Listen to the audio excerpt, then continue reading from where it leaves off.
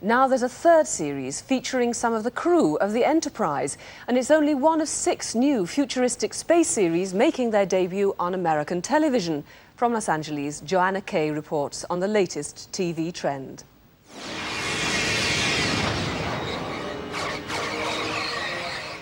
Deep Space Nine, a new space adventure series from the makers of Star Trek, has taken America by storm. Episode 1 was seen by over 40 million viewers. They've just gotten very good at doing this. I mean, the effects are really dazzling. These are things that you haven't seen that go beyond Terminator 2. Unlike Star Trek, Deep Space Nine is set in a static space station, sort of a railway terminal in space, as opposed to a wandering spacecraft. Colm Meaney, a regular in Star Trek The Next Generation, joins Deep Space Nine to play a character similar to Scotty. I was just wondering, sir. Star Trek have always tried to have a kind of very multinational, multiracial mix on the show, so hopefully, I mean, it's one of the kind of positive future projections of Star Trek that we'll all get on well and kind of, you know, survive together. The fantasy aspect of it is hugely enjoyable, you know? It's I mean, especially playing scenes with some odd-looking aliens, you know, like, I mean, guys with turtle heads on and stuff like that. It can be, you know, it can be very funny. Gene Roddenberry, the originator of Star Trek, died a year ago. While he was alive, he retained creative control over the series. Although Deep Space Nine has more conflict between the central characters than Star Trek ever allowed, it does stick to some of Roddenberry's principles, but updated for the 90s. The need for us to find a way to live together.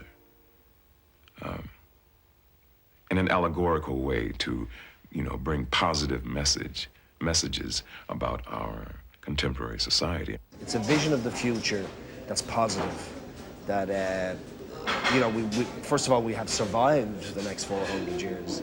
And secondly, that there are wonderful discoveries have been made and wonderful things have been achieved. With each episode costing $1.5 million, Deep Space Nine needed to be a hit. Its producers knew it would be competing against a whole rash of sci-fi series starting this year.